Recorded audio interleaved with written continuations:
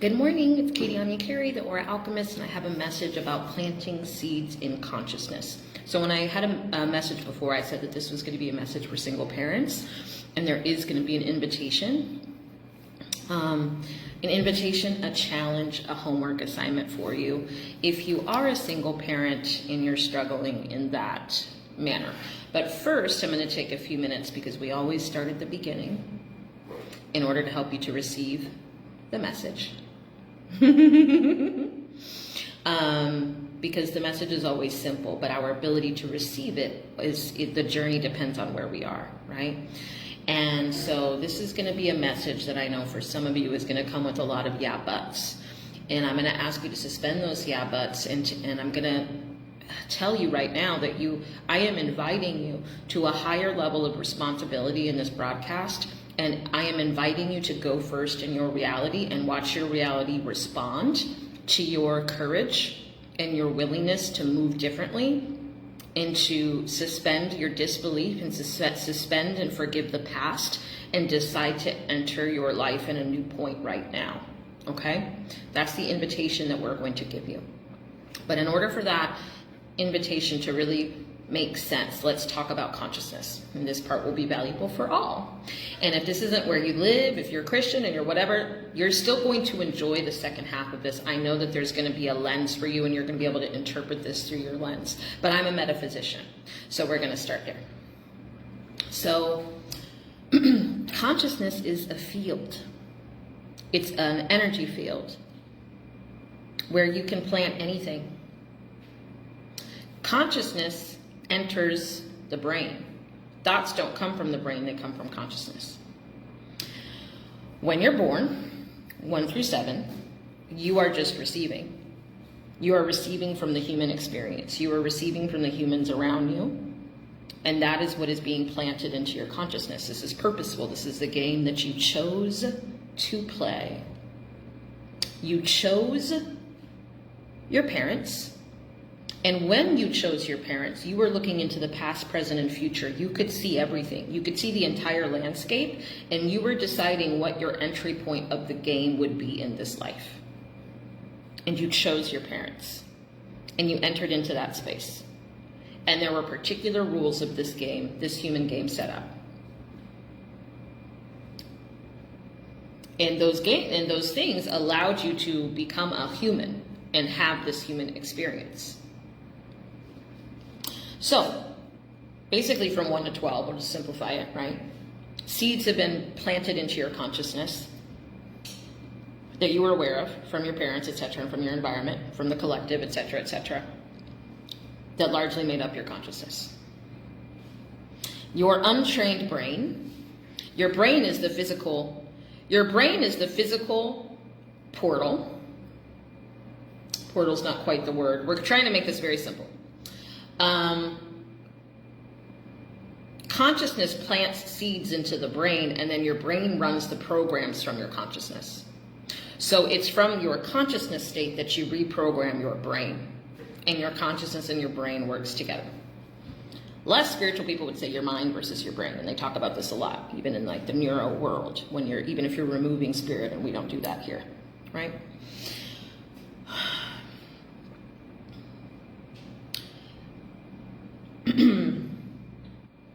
You have an incredible superpower with your word to plant seeds in the fields of consciousness of those around you.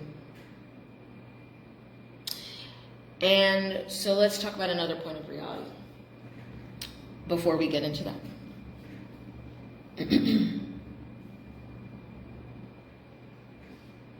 There are multiple layers of you expressing in multiple ways on multiple timelines right on top of each other. You are this version of you, and you are 100 million versions of you right on top of each other. What version that you tap into somebody else that you're engaging with in this reality and this consciousness depends on you. And it is by metaphysical and universal law that person, the version of that person who can show up for you, is actually limited by you. Limited by your vibration, limited by your belief in them, limited by your actions, limited by the room you leave for their highest self, for that version of their highest self to show up in your life. So it's something that we have always said to people, and we can see usually when it most needs to come, when I have dealt with clients, it's when they are in their biggest victimhood and their biggest justification and committed to seeing another person as a villain. And the message always comes through for years now. You have to leave room for the highest version of that person to show up in your life. That doesn't mean don't deal with who they are being with you right now, but who they are being is because of your frequency. Not blame, but responsibility. Not blame, but truth. What I tell my clients, what I call your residential frequency or your default state, is going to dictate primarily the version of people that you call forward to show up for you and that you activate in your life, in this reality, here and now. So I have this old post. I'm going to read it really quick, and then I'm going to tie this into the parents and give you a homework assignment and an invitation that might change your life, that could plant that seed. Okay? Universal law actually causes you to experience a complete other dimensions of a person than someone else may experience. Why? It's meaning you're having different experiences than somebody else about that person. Because if you take low actions, think low thoughts, demonize others, victimize yourself, or if you think the best, hypothesize the best, and take the best actions towards someone, by universal law, you will attract the equivalent. And judgments and demonization blocks your ability to receive blessings from that portal that you demonize, as well as other factors. The universe doesn't lie, and you can't lie to the universe. Someone's shadow self is obeying and responding to your frequency. That's why measuring someone else's character based on how someone else experienced them isn't necessarily the best way to go. Because when you're not able to call on and attract the highest version of someone, you won't experience that person the same way as somebody else. Everything is you. This doesn't mean keep people around that step out of line. It doesn't mean that if you keep your frequency right, everything is always going to go your way and people are always going to treat you well. Pay attention to the lesson in this context. It means understand why that's the version you attracted. What is them and what is you? What in you attracted that version of them? Someone's light can trigger someone's shadow, but shadow will always trigger shadow, period. Meaning the shadow in you will always trigger somebody else's shadow, the counterpart, not necessarily same, but definitely complement, which is a deep nuance that you have to observe and study.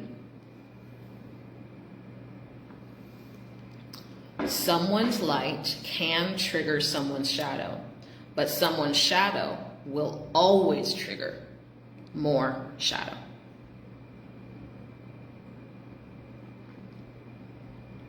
When is the last time that you planted seeds of goodness in your partner, in the other parent of your child, the parent that you chose, the child that was gifted to you, that chose you?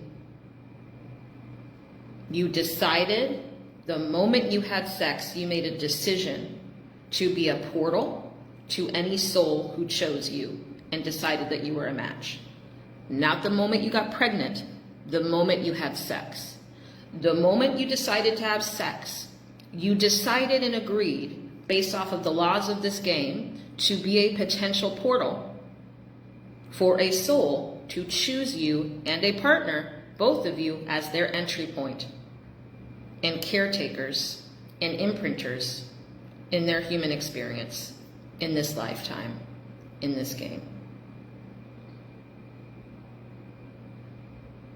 When is the last time you called your partner and said, I honor you. I don't care what's going on. I don't care what they've done to you. Do you still leave space for their higher version to show up for you? Are they still the demon in your head, even though you chose them and the child chose both of you? Everything is an initiation or a blessing. This is the intersection between free will. The reason why you'll always have power in your life, even though you'll always have burdens in your life to overcome, and you have inherited the earth, which you agreed to, you came here to inherit the human experience in front of you, and then you came here to utilize your free will to play the game, to clear and customize, etc.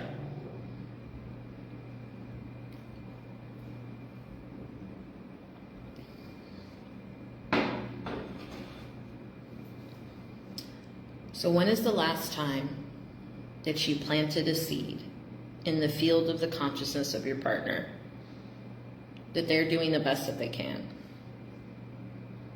When is the last time that you offered them thanks? When is the last time that you went to God in prayer for revelation and correction about why you chose them? I'm going to speak to all levels of spiritual dominion here. When is the last time you went to your altar and called upon the highest version and soul of your daughter or son to ask them to give you revelation as to why they chose you both, seeing into the past, present, and future, seeing your grid, seeing the grid of your consciousness? They saw everything when they chose you. They saw everything. They didn't come here and go, yeah, but, and you betrayed. That's not how it works beyond this lifetime. Oh, thanks, Chantal. There's a filter on here, I want to be clear. It makes everything look lighter.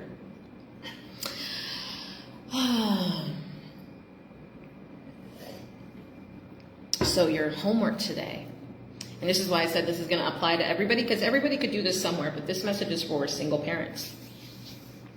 And maybe people who are in terrible marriages, I don't know. You've got contempt for your partner. You've got stories that the child didn't choose this. No, because the way that free will works is that everything is an initiation or a blessing from them. And the initiation is part of their free will and their trials and errors that builds their character, that allows them to inherit and embody the things that they want. And that's the experience that they chose. And that initiation will lead to a blessing. So everything ends into a blessing either way, which is why everything serves you. But one of the laws of consciousness is that you must go first. So how are you going first?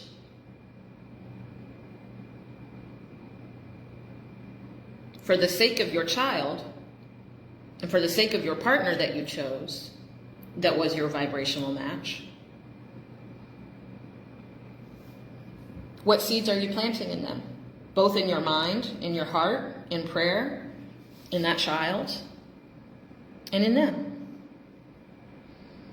So I want a DM from you.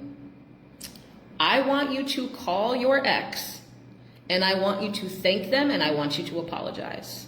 I don't give a fuck what they've done to you. I don't give a shit what your stories are.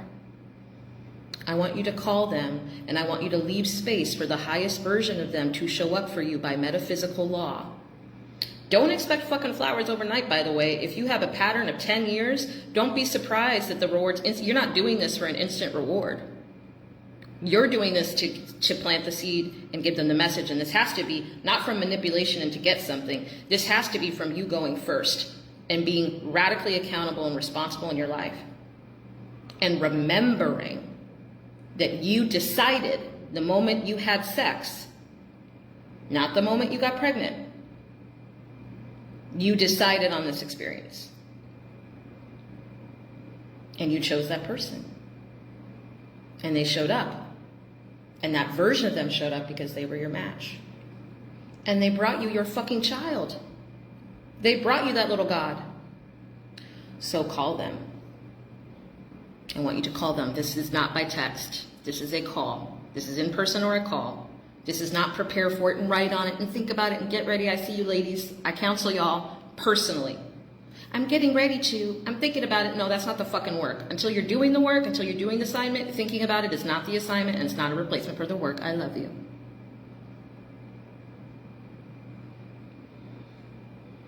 China is a witness. You must go first. I have watched marriages transform. I have watched people change into different people. Why? Because you have to go first in your inner world. That's the only hope. If you want to see a different person in front of you. Free will is still in play.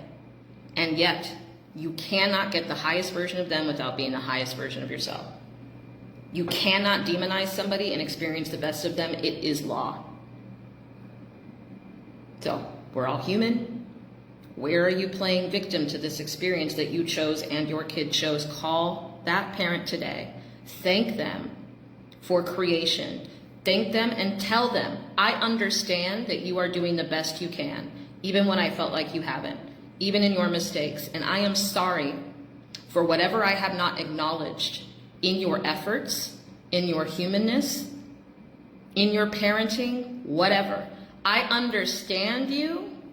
I acknowledge and I honor you. I thank you, and I am sorry.